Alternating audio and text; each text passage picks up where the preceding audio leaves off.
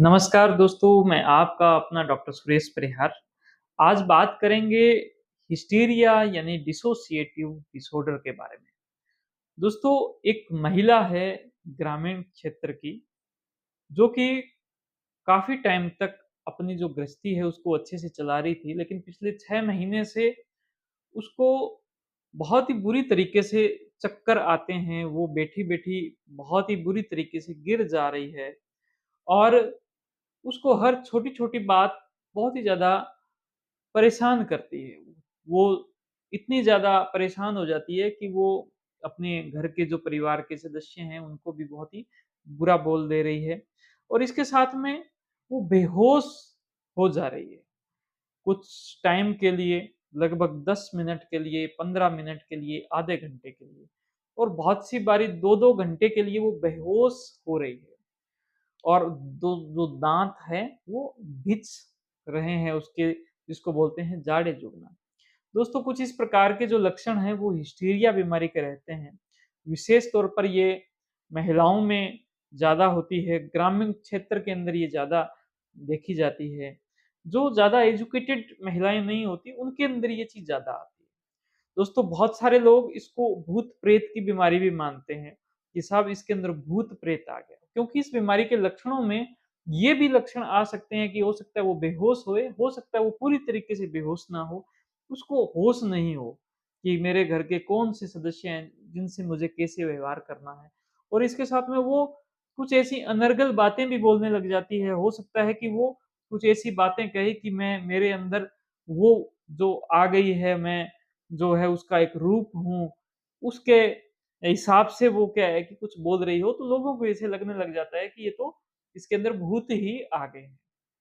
दोस्तों, ये जो समस्या है, ये एक मानसिक समस्या है और इसका एक प्रॉपर एक पूरा कारण है। अगर आपने इस कारण को समझ लिया, तो इस समस्याओं को आप समझ लेंगे और इसकी वजह से ये जो सारे लक्षण हो रहे हैं, जो लक्षण ग्रामीण क्षेत्रों में इस बात को इंगित करते हैं कि उस इंसान के अंदर भूत आ गए हैं या उस परिवार के अंदर कोई भूतों का कोई साया हो गया है। इस वजह से वो तांत्रिक लोगों को बुलाते हैं, वो कोई सयाणों को, बाबाओं को, भोंपों को, इन सब लोगों को बुलाते हैं और उनसे उनका रुपया-पैसा तो जाता ही है, बहुत सारा समय चला जाता है, पूरा परिवार डिस्टर्ब हो जाता है, परिवार में एक डर का माहौल भी बैठ जाता है। दोस्तों, इसका बीमारी का जो कारण है वो इसके नाम के अंदर छुपा है। इंग्लिश में इसका बीमारी को कहते हैं डिसोसिएटिव डिसऑर्डर। दोस्तों, डिसोसिएटिव क्या होते हैं? जैसे कि हमारा माइंड चलना इस तरह से चाहिए, ऐसे माइंड चलना चाहिए इस प्रकार से और वैसे ही अगर हमारा माइंड चाहिए अगर चल रहा है, तो ये दोनों एक-दूसरे से एसोसिएट हैं। इसको क्या कहते हैं? एसोसिएटिव यानी कि दोनों एक-दूसरे के साथ में मिलकर चल रहे हैं, तब तो चीज़ें सब कुछ सही है। अब माइंड चलना तो ऐसे चाहिए, लेकिन ये एक-दूसरे से अलग हो गए, चल कुछ अलग ही प्रकार से रहा। तो इसको कहते हैं डिसोसिएटिव कि चलना माइंड ऐसे चाहिए, लेकिन चल ऐसे रहा है, यानी कि माइंड जो है, उसकी जो हकीकत, वो जैसे चलना चाहिए और उसकी जो हकीकत है उसके अंदर अंतर आ जाता है। वास्तविकता के अंदर, रियलिटी के अंदर अंतर आ जाता है। चलना इधर चाहिए लेकिन चल इधर रहा। इसको डिसोसिएटिव कहते हैं। दोस्तों, ये किस वजह से होते हैं? वो वजह बहुत ही इंपॉर्टेंट है और वो वजह एक ही रहती है कि स्ट्रेस, एंग्ज़ायटी।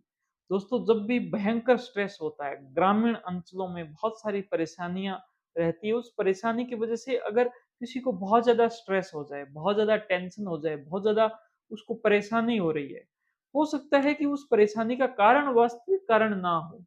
वो परेशानी पहले तो थोड़ी-सी थी, लेकिन माइंड ने उस परेशानी पर इतना काम किया, उतना रिएक्ट किया कि वो परेशानी इतनी भयंकर परेशानी हो गई कि उसको ऐसे लगने लग गया कि इस परेशानी से मुक्त मैं हो नहीं सकता। मैं तो एक ऐसी जो कि जेल के अंदर कैद हूँ, जिस जेल से बाहर नहीं निकला जा सकता। दोस्तों, जब माइंड इस प्रकार की परेशानी से जब वो जूझने लग जाता है, तब वो डिसोसिएट हो जाता है। यानी कि उसकी जो करंट परिस्थिति है, अभी की ये जो परिस्थिति है, इस परिस्थिति से वो हटना चाहता है, वो दूर होना चाहता है। और ये दूर क्यों होना चाहता है? ताकि वो ये महसूस करे कि मुझे कोई टेंशन नहीं है। जबकि टेंशन तो है। जब भी वो वास्तविकता के बारे में सोचता है या वो मरीज़ जब वो सोचती है, तो उसको भयंकर टेंशन दिखाई देती है, भयंकर स्ट्रेस दिखाई देती है। लेकिन वो जब इससे हटना चाहता है, माइंड जब इससे दूर होना चाहता है, तो ये सारे लक्षण पैदा होते हैं। और इस लक्षणों की वजह से ये पूरी बीमारी पैदा होती है। दोस्तों बहुत सारे लोग ये मानते हैं कि इस बीमारी के अंदर ये जो लक्षण पैदा हो रहे हैं, वो लक्षण कुछ जानबूझ के ये नहीं पैदा कर रहे। मैंने जो बात आपको बताई इसकी वजह से ये मत समझ लेना कि वो जानबूझ के पैदा हो रहा है। वो माइंड अपने आप माइंड की जो फ्रीक्वेंसी है, माइंड की जो चीज़ें हैं वो अपने आप इस प्रकार से बदलेगी कि वो लक्षण अपने आप पैदा हो रहे हैं। दोस्तों इसको ठीक करने का एकमात्र रास्ता है और वो ये है कि इस स्ट्रेस को, इस एंग्ज़ायटी को हटाया जाए, इसको ठीक किया जाए। और इसके लिए आप चाहें तो हमारी एक सीबीटी थेरेपी का एक कोर्स रहता है, उस सीबीटी थेरेपी के माध्यम से विचारों पे काम किया जाता है और स्ट्रेस को हटाया जाता है, एंग्ज़ायटी को हटाया जाता है और मन को खुश किया जाता है। दोस्तों इस माध्यम से ये जो समस्या है ये पूरी तरीके से ठीक हो सकती है। और आपने इस वीडियो को पूरा देखा, समझा, इसको लाइक करें अगर आपने इसको पसंद किया, अपनी बातों को मुझे कमेंट करें और ज़्यादा से ज़्यादा इसको उन लोगों के साथ में शेयर करें जिनको ये परेशानी हो सकती है। आप हमारे यूट्यूब चैनल को ज़रूर सब्सक्राइब करें। Thank you. जय हिंद, जय भारत।